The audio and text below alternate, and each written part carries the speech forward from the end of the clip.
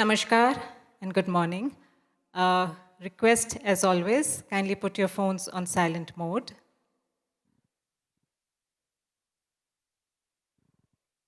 Thank you. Welcome to the second stage talk on second day of Hyderabad Literary Festival. The title of this stage talk is Marg Presents Indian Tattoos, Only Skin Deep. Tattoos known as Godhna in India have quite an ancient history. In fact, courtesy the rock art that we have found in central India, we now know that Godhna has been in practice for more than 10,000 years. In the past, Godhna were in monocolors, and they symbolized many things like a jewelry design, a marital status, a social status, or even a spiritual talisman. However, in the present day, it is much more personal and very colorful. Our panelists Naga, Shatabdi Chakrabarti, and Phejin Konyak converse with Nancy Adajania on the vestiges of tattoos and what information can be learned or sourced from them. I'll be brief in introducing the panelists so that we get to hear more from them. Mo is among India's finest tattoo artists. Shatabdi is a visual storyteller and has been working for the past 15 years on environmental and traditional practices. Phejin is the author of the book, it's an award-winning book, titled The Konyaks, Last of the Tattooed Headhunters. This book was released by our past president, Sri Ramnath Kovind, in 2017. A round of applause. Nancy is a Bombay-based cultural theorist and curator. Please put your hands together for Mo, Shatabdi, Phejin, and Nancy. Please come on the stage.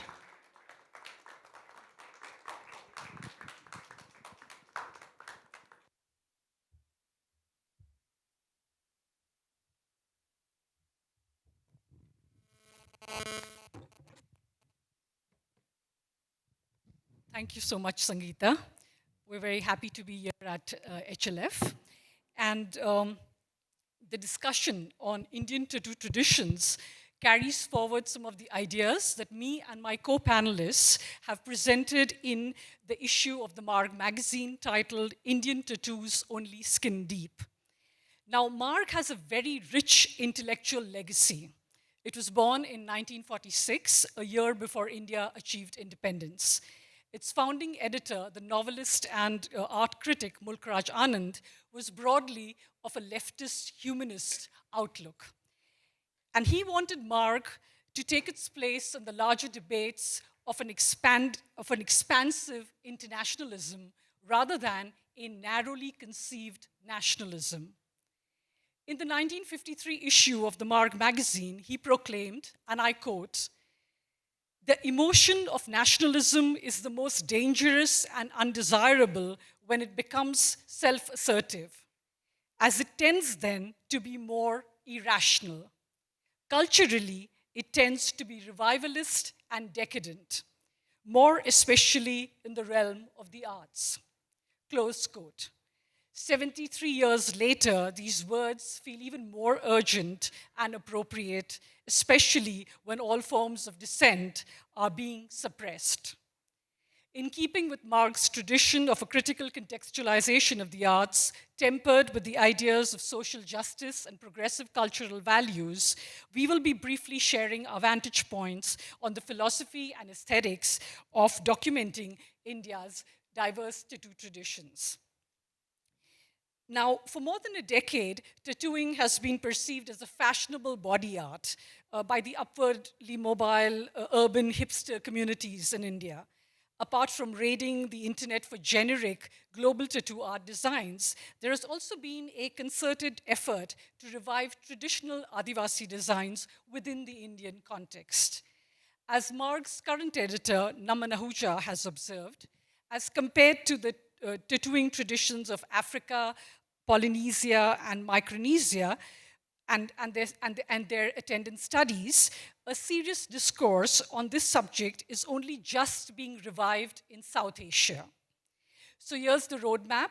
Each of us will make a presentation for 5 to 7 minutes, and I'll just request my panelists to just be brief, and then we will have a discussion. So may I invite Shatabdi to please make the presentation.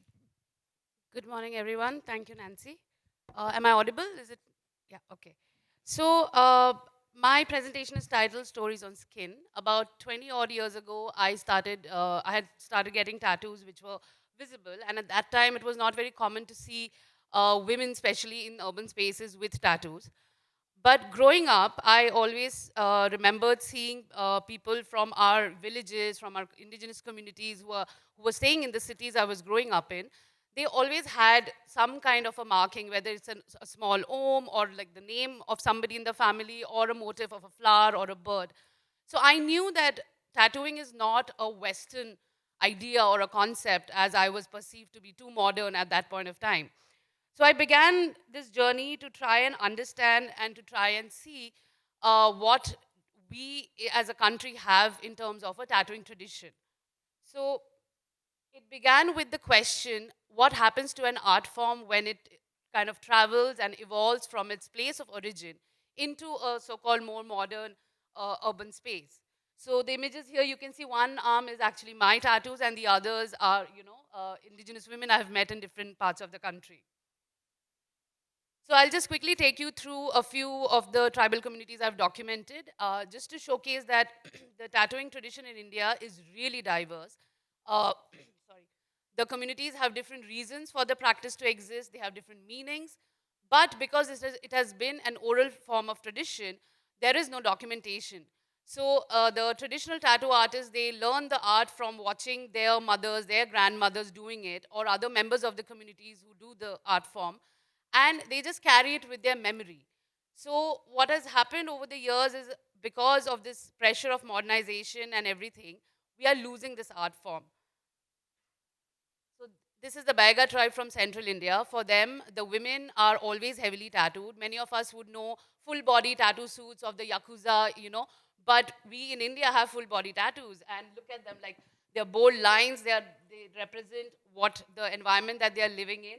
And for the women in the Baiga community, the tattoos are basically stages of womanhood. So before marriage, you get a certain part of your body tattooed, then after marriage, a certain part. The last body part that is tattooed are the neck and the chest once a woman becomes a mother. So that's the end of the stage of a womanhood in that sense. This is another community from central India called the Ramnamis, who tattoo the name of the god Ram across their bodies. What happens with a lot of traditional practices is that over time, the stories keep on changing and everybody has their own version. With the Ramnamis, there are kind of two popular stories. One says that because they are from the lower caste, they were not allowed into the temple, so they decided to tattoo the name on their bodies. But the other story says that one of their ancestors got a vision and the god kind of requested him to spread his name across the country. And because they were poor, the body was the only means to spread the name in that manner, so he decided to tattoo the name. These are Rabari, Mer, and Ahir women from Gujarat and Rajasthan. For these communities, tattoos represent permanent jewelry. And they believe that, if before marriage you're not tattooed, you actually get taunted by your in-laws that your parents were, they're so poor that they can't even give you a little bit of ink before the marriage. These are the Toda community tattoos from down south. If you see, the Todas have a very intricate way of braiding their hair, and the tattoos also follow the similar kind of flow and pattern. They're also very similar to the embroidery that the Todas are known for. These are fishing women folk from Andhra. For them, tattoos are used as a means to kind of help with physical pain, and it's kind of going back to the concept of acupuncture. These are Kutiya-Kond women from Odisha. They have facial tattoos, and the lines and the geometric patterns actually define a map which they are supposed to use in the afterlife to reach their gods. These are Santhal tattoos from Bihar and Jharkhand, and you can see that there's a lot of inspiration from natural elements like a scorpion to, to be used as a protection symbol, a beetle leaf to be used as a symbol of prosperity. These are Kurmi and Oraon tattoos, again from Jharkhand. The patterns are kind of done in the form of paddy fields because that is the main agricultural and economic source for the communities there. These are Apatani women from Arunachal. Again, like two popular stories. One says that the nose plugs and the facial tattoos were done to kind of make them look less appealing for, rival tribal men. But the women whom I interviewed and I met with, for them, the nose plugs are a sign of beauty. For them, the bigger the nose plugs, the more beautiful they feel, and it is an important part of their Apatani identity. Without the tattoos, they are not Apatani, is what they say. So with these few images, you can see like India has like a really rich culture of tattooing practices, and it is high time that we start giving them the due that they deserve. Thank you.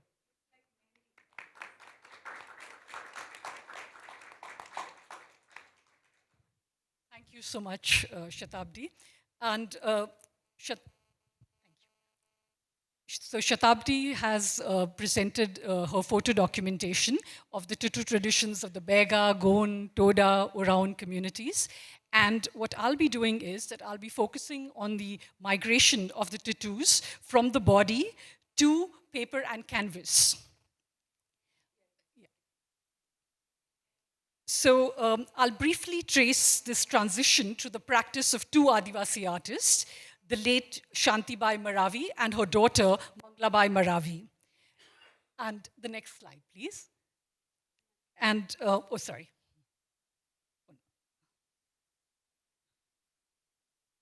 Yeah.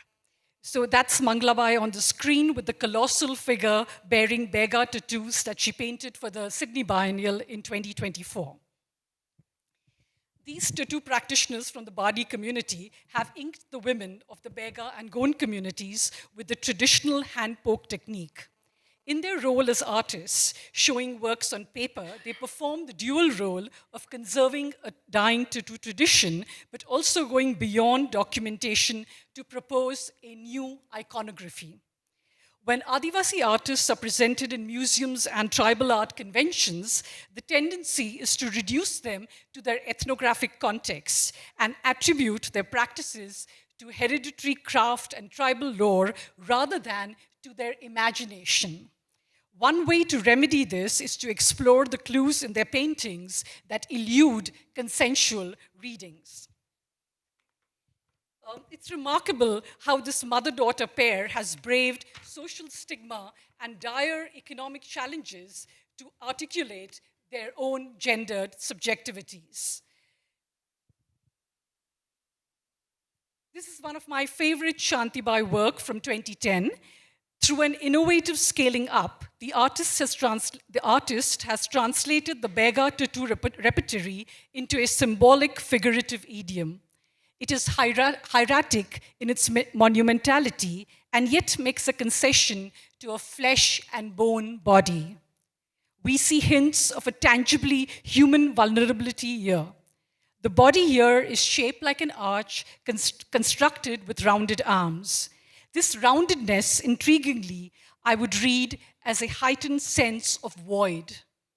There's hunger and yearning here of the kind that cannot be put into words. The eyes of the figure try to hold back waves of grief.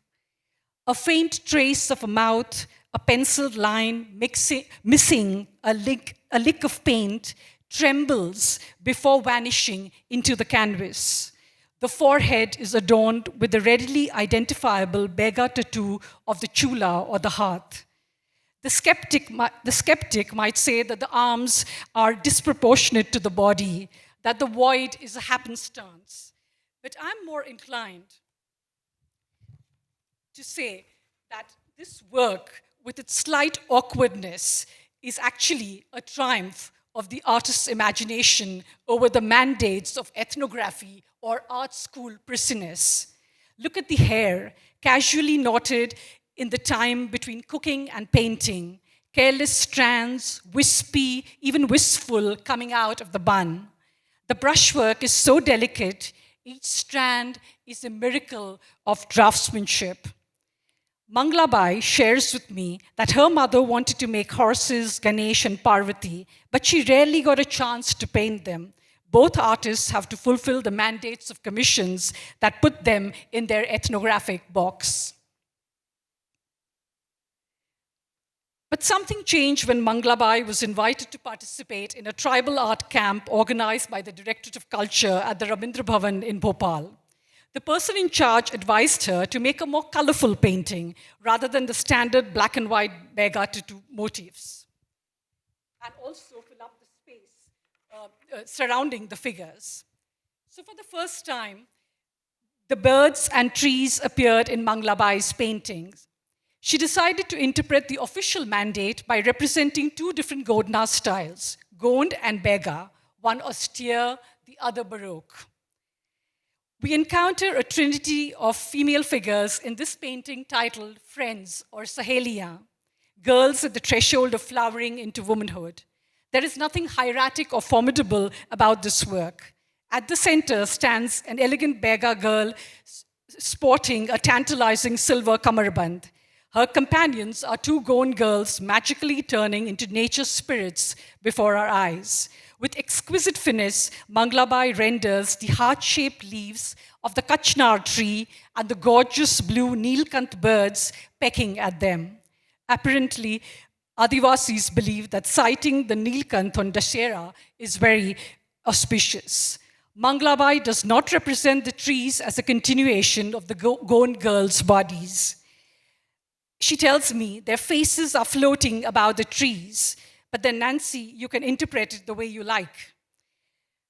I asked her, what did she paint first, the faces or the trees? First, the trees, she replied. What looks like a resplendent, seamless painting denoting two different tattoo styles is actually hiding something in plain sight.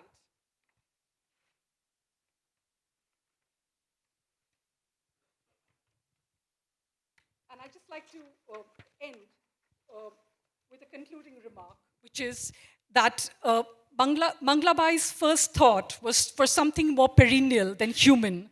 Its invocation lies far beyond the responsibility of documenting a dying tradition. Before the three girls who are about to blossom into their youth, she bears witness to the green, living, and the fruiting world that animates them and all of us. The threat to that world is ultimately more urgent than the threat to any form of style of art. Thank you. And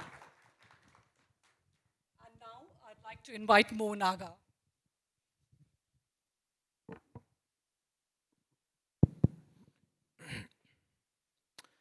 All right, as a practitioner of the art and working over the past 20 years on the subject, it is difficult to put it all together in 5-6 minutes, but I will try to keep it short and give you an idea or a reflection of what my intention and the work is about.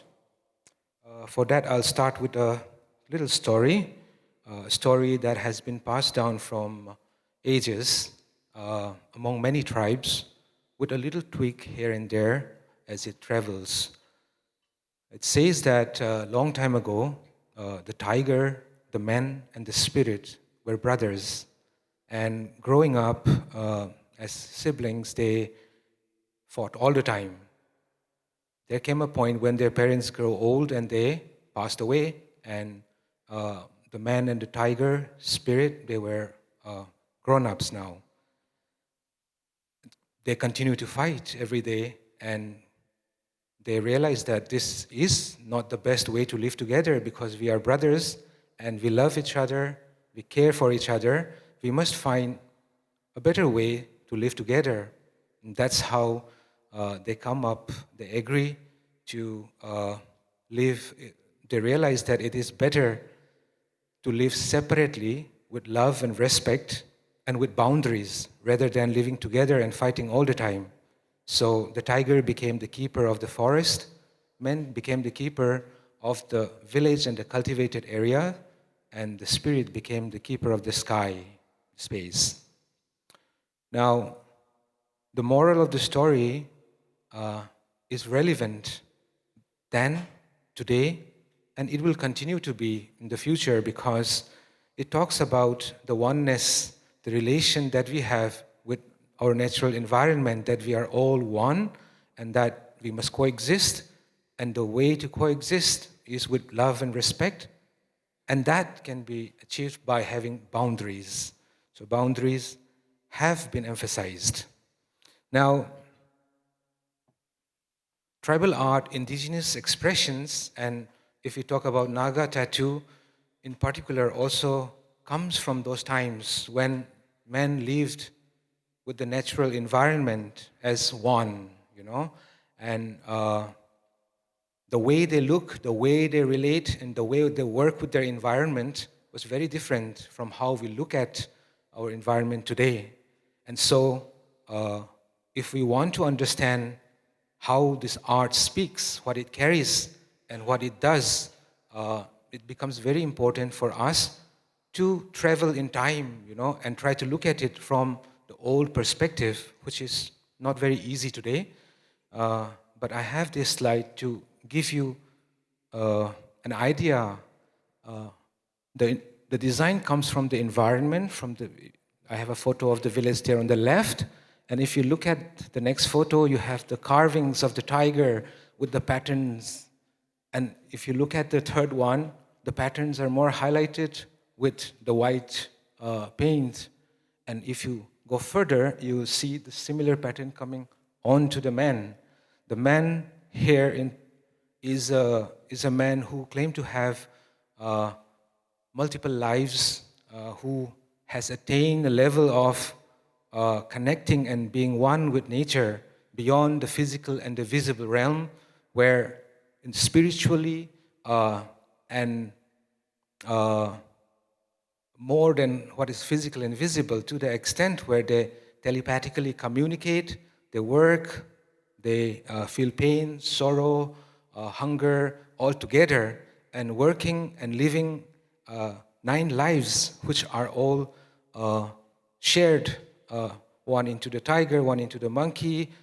That is a very powerful way of living. It's an extraordinary way of living. So the art that we look at today, they invoke that. We feel certain kind of strength in them, but we may not really know if we don't understand where it comes from. For us, it just become an aesthetics and tribal aesthetics. But if we go deeper, we understand that the art is like a house, you know.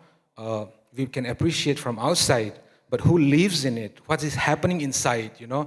That is what makes it home, you know. And that is where tribal indigenous expression resides. You know, it talks about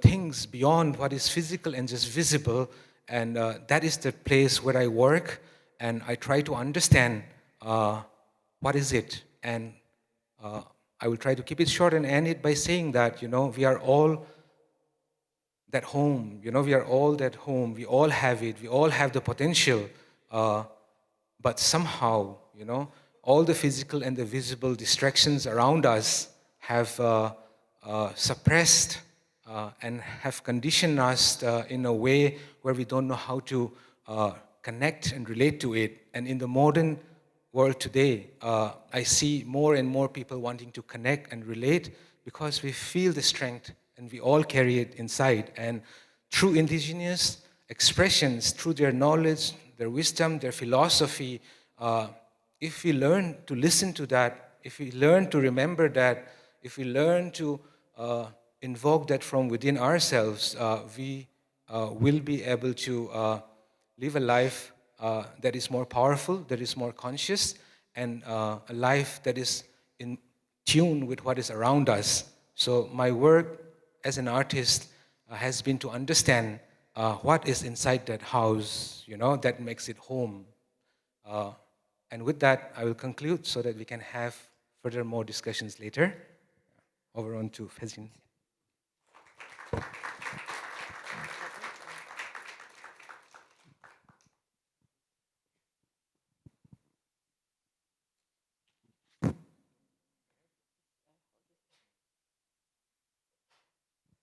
My name is Phejin Konyak.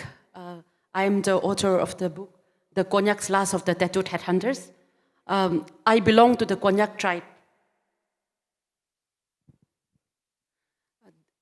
This is the cover of my book. The man in the photo, he passed away 4 weeks ago.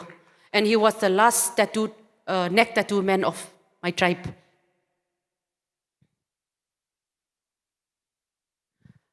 Most people do not know where Nagaland is. I've met many people ask where I am from. If I say I am from Nagaland, they don't know where it is. They ask which country. So for people who do not know, I want to give an explanation. So if you look at the map of India, Nagaland is at the northeast region. And I live in Mon district, which was on the Indo-Myanmar border. I belong to the Konyak tribe, who inhabit Mon district of Nagaland and Saigyang division of Myanmar. So this is an illustration of the different tattoo groups, the 3 tattoo groups of the Konyak. This is a neck tattooed man. He's known as a warrior or a naumai in our local dialect. All the images, the men and women in my book, they have passed away over the years.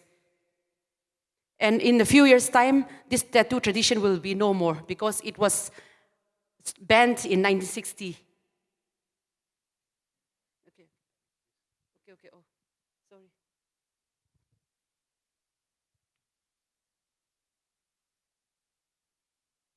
This is a tiger spirit tattoo of a shaman. And Mo has said about the connection between man, spirit, and tiger. So we have special men and women whose familiar spirit belong to the tiger or to the animals.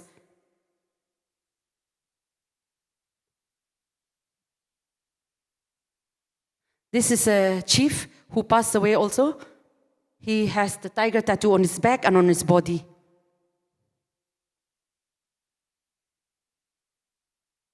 These are the tattoo tools of the Konyaks. The needles are made of rattan palm and tree fibers, and the ink is a resin from a tree.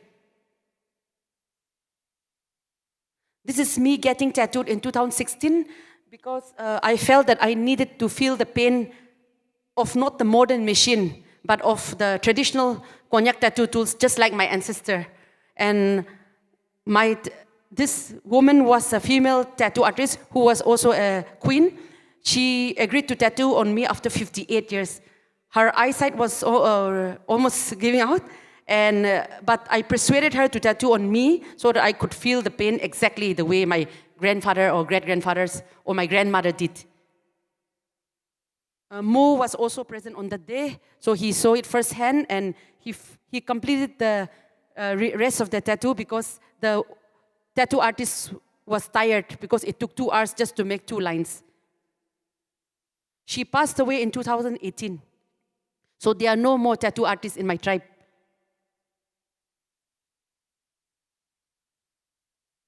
These are the illustrations from my book. I felt that it was necessary not to only have stories and photographs because when this tradition is over, in about 10 years' time or 100 years' time, our people who are looking at my book can understand the illustrations, through the illustrations, how we lived. This is me and my great-granduncle, who's also no more. But he was a great storyteller and very famous personality in the tribe. He narrated most of the history and tradition and all the songs, sayings, poems in my book are all narrated to him, and I have retold it. This is his house. This is my grandfather. He passed away in 2010. This is a documentary that is in the process of, with a team from the UK who made a documentary about my journey. And this is a representation of when I was a 5-year-old child in the village, surrounded with my grandfather and his friends, smoking opium through their nostrils. And all the tribesmen from the Burmese side would transit in our village, and my house was a long house, and it was the opium den, the transit hotel. And from here till 5 years old, and I was snatched by my parents to go and live in a Catholic convent school till I was 16 years old. So from being free and wild in the village to being like in a jail so my book is not only about the tattoo patterns of the Konyak, but it is also my personal story about being different and distinct with other Naga tribes, as long with the world outside. The prejudice that we face because of our facial tattoos, people would call us cannibals or backward or savages, and that's the taunt I faced as a child, and so it's my personal journey. This is the 40th director of the Royal Geographical Society, RHS, in London. He was in my village in 1922, and this illustration was done in 1920 by a British ethnographer called John Henry Hutton. John Henry Hutton was like a British administrator for the Naga Hills during the British Raj, and his friend Henry Balfour visited the Naga Hills, and my great-grandfather was the interpreter for them. And so this sketch was done in 1920, and my grandfather had given tattoo tools and textiles for the Pitt Rivers Museum in Oxford for their collection. And Henry Balfour became the first curator of the Pitt Rivers Museum in Oxford. And then later on, the 40th president of the RGS. So this is in the Pitt Rivers Museum. I saw the tattoo tools which was collected from my house in 1922. And they kindly took it out for me to view it personally. This is from my house from 1922, which was gifted by my great-grandfather. These are the Konyak tattoo tools, which was preserved very well. They had to take me through 4 locked doors to view this. But the museum staff were very excited of my visit, and I was also excited, equally excited as them, to see these items. These are textiles woven by my great-grandmother in 1920 to 2025, and which is also in the collection at the Pitt Rivers Museum. This is my great-grandfather in his 20s. He was freshly tattooed, and this photograph was taken by one of the British ethnographers. And so Mr. Philip Grover, the photographic director, was very kind enough to get prints out for me. Thank you.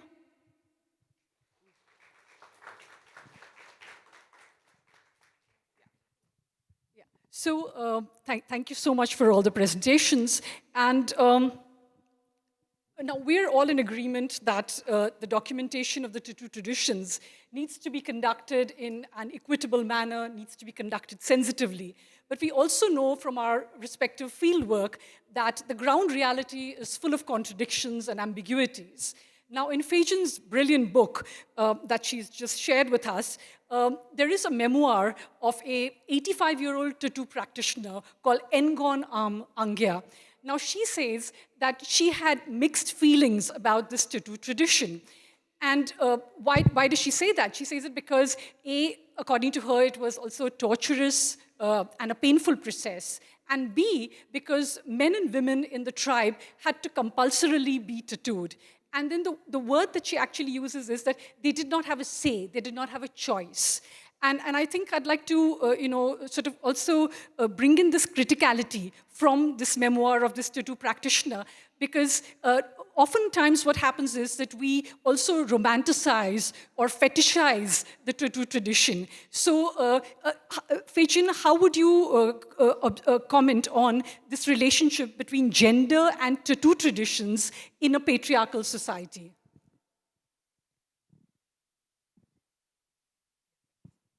I can only speak for the Konyak people. I cannot speak for other people. So for us, tattoo was our way of life. There was no man and woman or Konyak child who did not have the tattoo marks. We believed that we could not enter the world of our ancestors, the afterlife, if we do not carry these marks, that we would be barred from the gates of the afterlife if we do not have this. So for men, it was a way of rite of passage from boyhood till manhood. For a woman, it was a cycle of life. And that was the way of life, but as traditional cultures everywhere, gradually modernity started coming in, roads, television, now the internet, and we also wanted to change. So that's the reason why, and we also converted to Christianity. That was also one point where we had to ban tattooing, and the tattoo artists told me that they were asked to discard all the tattoo tools and jewelry because it was considered as a hidden practice. So that is the reason why, and individuals also did not have a choice. I asked my grandfather, if you had a choice not to tattoo, would you not? And he said, yes, I would not, because it was very painful to tattoo. It took the whole day to tattoo the face, and the face would get swollen, septic. Some people would run off to the next village to avoid being tattooed. So individuals did not have a choice at that time. But that was way of life, and now we have to accept that the world is changing, because at 5 minutes we can know exactly what's happening around the world. We are becoming a global village. The only is that we have to know how to document these cultures before they vanish. Thank you, Phejin. And also over to you, Shatabdi. So, for example, in my research, the Gond women in Chhattisgarh, they, have stopped tattooing their bodies, some of them, and because it's a painful process, as we said, it also, has a social stigma attached to it. But at the same time, they wish to preserve this cultural knowledge. So they are transferring it onto cloth. They are doing textile art with these tattoo symbols. So, in your own experience, would you like to talk about the transition of these tattoo traditions from the body to paper, canvas, or cloth? But so what you have shown us is the people who wish to be tattooed. But like Bartleby, what if there are people who say, I refuse to be tattooed? So could you, to your experience, talk about that? So in many communities, I've asked the women about why they get the tattoos, or what do they remember about the process. So the majority, like the blanket answer would be, we've grown up seeing our mothers and elder sisters and other women in the family have these tattoos. So for them as a child, as a little girl, it was an aspirational thing to have. So they would talk about the pain and the discomfort and all, but these tattoos were also done in a very ritualistic manner, where all the women would gather together, there would be music, singing and all that, and the tattoo would be done. Now, the other thing that I've also observed is that a lot of practitioners, the people who would actually do the tattoos, they have also stopped doing the tattoos, because with time, as Phejin was saying, the people wanting the tattoos has reduced, so the demand has reduced. Then they are also associated with their craft, because these are ancestral occupations in a way. So when things like schemes and datas and all of that came in, they wanted to kind of preserve their identity on paper, but let go of the practice that they would be identified with earlier, because these were again seen as primitive practices, and they were deemed uncultured and uncivilized and all. So that was one more reason why they also slowly stopped doing the tattoos. And now what is happening is that in some spaces, like Nancy was saying, they have just changed the medium. The craft and the art is the same. The medium from the skin is now transitioning into your pillow covers or your bed sheets or a sari or something, which I think is in a way important also, because you're in a way preserving the motifs and the patterns that have been there in these communities forever. But I think what we are losing is the meaning behind it. It's, for someone like me, if I pick it up, in a store in a city, it's a nice aesthetic, it's a nice design, and my house will have a little bit of a tribal visual, whatever. But I wouldn't know what it means, as a general citizen of the country. But for the person who's doing it, for them it has a direct connect with their identity. So I think there is this little gray area in this transition that we kind of need to figure out how to deal with. Yeah, it's more than just a gray area because it leads to all these different questions about how do you restore a tradition, how do you reinvent it? Because, for example, whenever we talk about tradition, we're always thinking of tradition as something that's frozen, that's a sealed archive. But tradition is also something that's evolving, and it evolves in moments of socio-economic and cultural crises. And you're absolutely right. What happens when you are going to transfer these tattoo symbols from the body to paper, canvas, or cloth? If those stories don't come along with it, the stories, the songs, that whole visceral archive of, as you were saying, of sitting together, singing, narrating different accounts to each other. So, of course, all of that then goes missing. So then how do we actually also, it is a challenge for somebody like me as a curator, how do you bring that visceral archive, that affective archive also into play? Now, that's a very, very challenging question, and we can't discuss that here, but over to Mo, because before we open it out to the audience, Mo is not only one of our finest tattoo artists, but he's also a pioneer in tattoo conservation.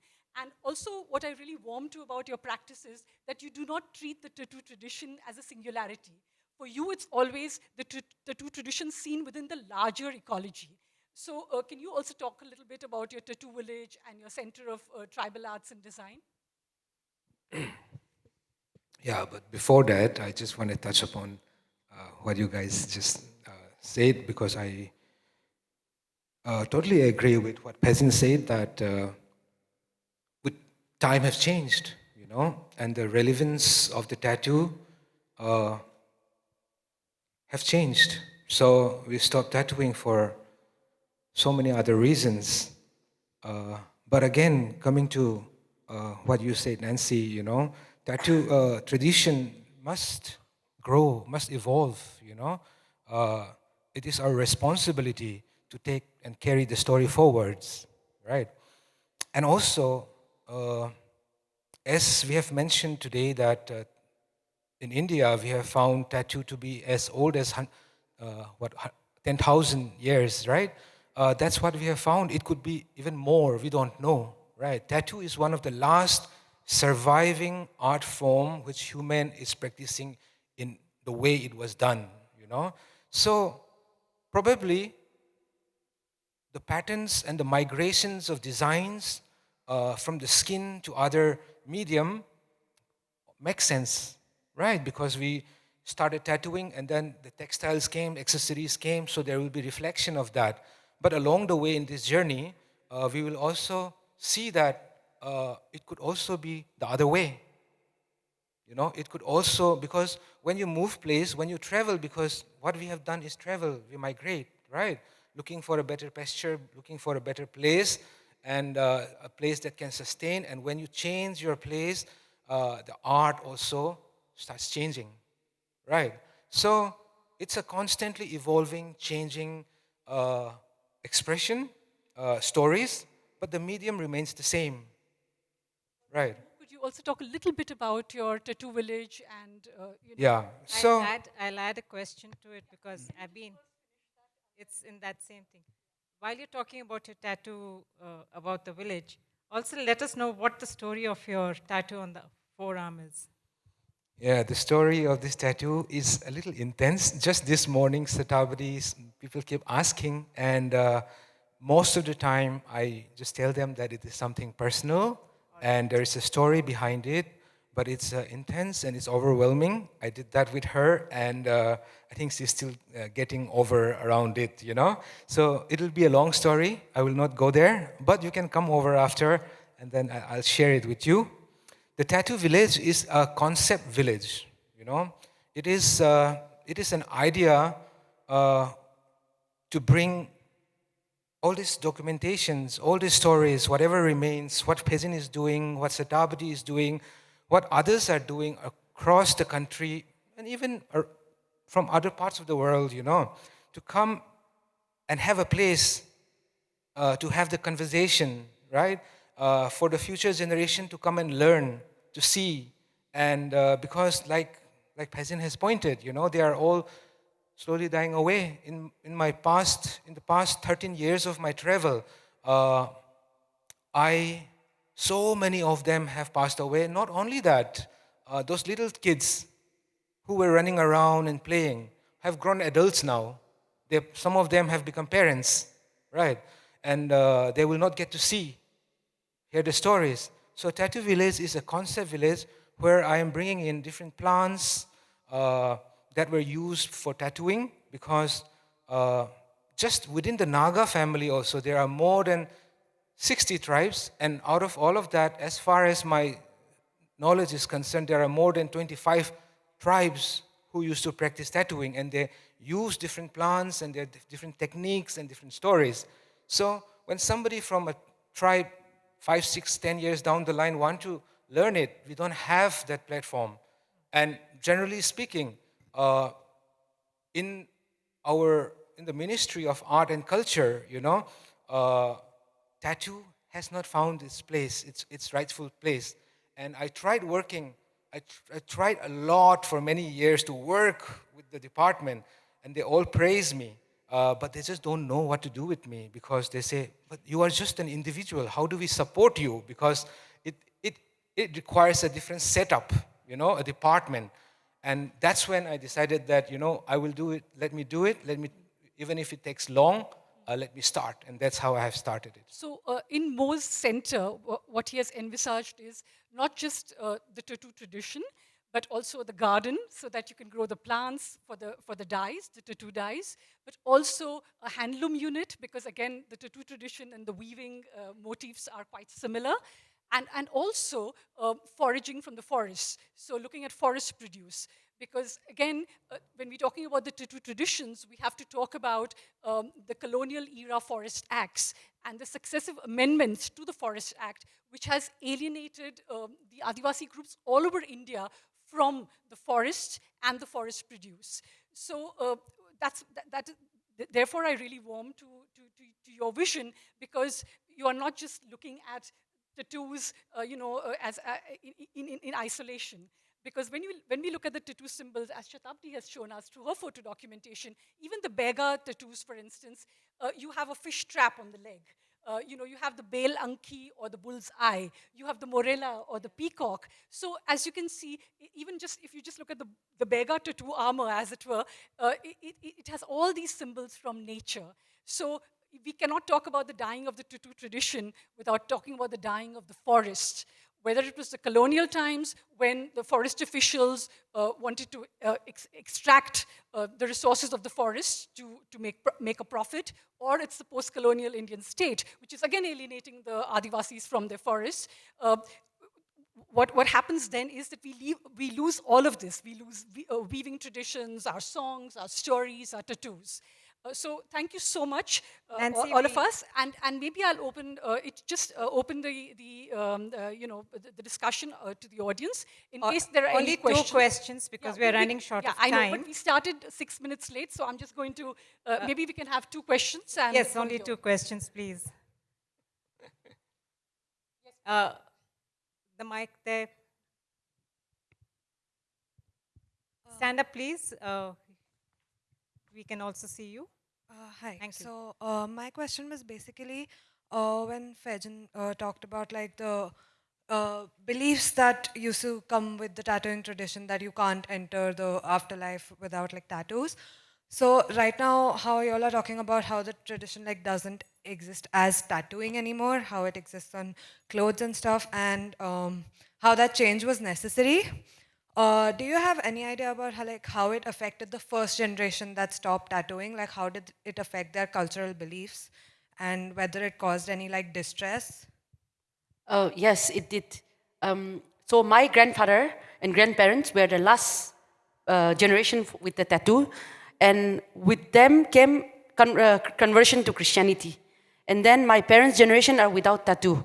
Now, with the end of this tattooing practice, where we were asked to discard all our traditional items, not only about tattoo, but jewelry, our art and crafts, to burn and to bury them because it was considered as hidden practice. Now, with these tangible items, also intangible knowledge also died, because nobody was interested to learn about all folk tales or songs or sayings that has been passed for generations. we were now encouraged only to sing gospel songs, and that we will go to paradise, I mean to the Christian world. So it's total taboo to speak about our traditional world. Even now, it's considered as taboo. So when I started tattoo research, people were saying like, why do you want to dig up the past? It's of no interest. But the old men and women, they cry in front of me because they are surprised that a new generation is interested in learning. They said that their children were never interested to learn about their parents. So when I sit with them narrating, they would narrate that they were also children once. They were not covered in tattoos. So they would remember the first day of tattooing with their parents, with their mother, with their elder sister, and they would start crying, narrating their stories. So they were very happy that I document all this because it will be there forever, their voices. But then that also explains Mo's, worry that the departments are not interested. It is because of what the changes have come about, and it's now become a kind of a taboo to have a tattoo and trash away all the, the instruments that you'll use. So can we have a next question? Hi, first of all, thank you for all your presentations. It's great to see Indian tattoos, because when you go on Google, when you say Indian tribal tattoos, what shows up is Native American tattoos. So it was great to see all of this and learn the stories behind it, the history, you saying that it was the way of life. It's really illuminating. So my question is more about when we take those tattoo designs, use modern tools, or maybe adapt them, are we, is it cultural appropriation, or is it the natural journey of how, of globalization and the impact of it? Asking as a tattoo enthusiast and being inspired by the designs. That's a question that I keep coming across. When somebody from outside of the country, not within the country, we are already talking about appropriation. For a white man, when he comes to me, they are normally filled with guilt. The first thing that they write to me is it okay to ask for a tattoo? And it's absolutely all right if it is something that I should not, And but I really hope that I can have something, from your culture. I really look up to your culture. I want to understand about it, And that's how the conversation normally starts. There is a concern of that. And what I have to tell you is that what I do and share with the world is called Naga tattoo, right? Like you just pointed out, what is Indian tattoo? If you ask somebody, there is no answer for it, right? It's a big umbrella. Even in the context of the Nagas, what is Naga tattoo? There is nothing as such. The concept, the word itself is a very recent concept. So Naga tattoo was conceptualized to make accessible and to find a way, in a sensible and in a responsible way, in a way that also relates and makes sense to the outsiders as well. And for that, one has to really spend years understanding it. And so what I'm doing is an outcome of years and years of study, and which means it is not studying or it is not going and meeting. I live in that world. I try to live in that world, and that is a very different world to what we are living here today. The philosophy, the lessons, the teachings are passed down in a very different way, but they are relevant, So Naga tattoo is storytelling, sharing the world, the wisdom and the knowledge of my ancestors. I don't give the traditional tattoos that talks about a tribe, a clan, or an individual to the other, not even to the other Naga tribe. My job is not just research and promotion. I also take the responsibility, and I also do the role of protection. So there are multiple roles that I have to play, as an artist. But yes, but as we spoke, it has to grow, it has to evolve. It took hundreds and thousands of years for our ancestors to bring those knowledge together, and to just let it go, it would be very sad. Our job is to learn, to be the vessel, to receive it, to work on it, and to take it forward. The change that came to us did not came out of our own choice, right? We stopped tattooing not because we wanted to. We were stopped by the outsiders, outside force, right? So it is the responsibility of our generation, right, to take it forward. And for that, the first thing is to document whatever is left, so that at some point it can all come together. And hopefully the tattoo village will be a place where all of that can come together and sit together and find what is the right way, or what is the most appropriate way to take forward. Regarding appropriation, appropriation is a Western concept. It doesn't exist in our world, right? A Konyak person will never tattoo another tribe's tattoo, right? What she's wearing or what I'm wearing, this is strictly to our tribe. Only the man wears it, right? But you can buy it in a government store, right? And somebody will make it a dining table cloth, right? We are slowly losing it. And while there is this force that is coming to change us furthermore, as we talk about, it's the work that we are doing becomes even more important, It is not just about sharing with the world, but through that, creating awareness and spreading and garnering more support and reaching out to more people. Just an addendum to what Mo was saying. Cultural appropriation is not just a Western concept, because while I understand what you're saying, that amongst the Adivasis and the tribal groups, there is always this ethic of coexistence and interdependence. But we also live in a very, very casteist society, and a society that discriminates on the basis of class, caste, and gender. So there are middle men and women within the field of the crafts and the traditional arts, and they also appropriate the works. I'm sure, as Shatabdi would have also found in her fieldwork, they appropriate the works of Adivasi groups. And then they become the custodians of those traditions. So this also happens, within our own society. So yes, misappropriation, cultural misappropriation is a topic that actually would need a whole nother, discussion. So thank you for one last comment from Mo, Yeah, and then I'll give the concluding. Yeah, lines. when I say West, I meant West from the Naga village. Yeah. It could be India. But within the Naga tribe, we just don't want. We think that ours is better. This is my identity, So we did not have that culture. So this session actually opened our eyes into what the real meaning behind these tattoos were, Shatabdi. That was very, very informative. And you touched so many areas of the country in which, it's north, south, central, everything. And of course, we'll be ending now. So I just wanted to add one ending line saying that, while you say it is okay that these designs are being now translated onto textiles, but when mass produced, they lose that uniqueness, they lose that personality that otherwise you all actually, have on yourselves. And worse, the tradition is lost.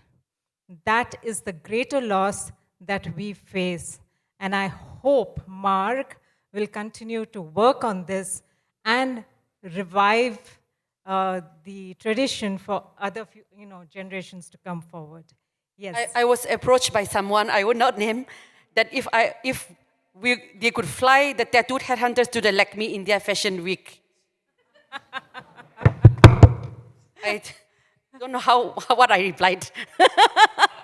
You don't want to know the answer. Yeah, no, we keep the traditions and not take it on the ramp walk of Lakme.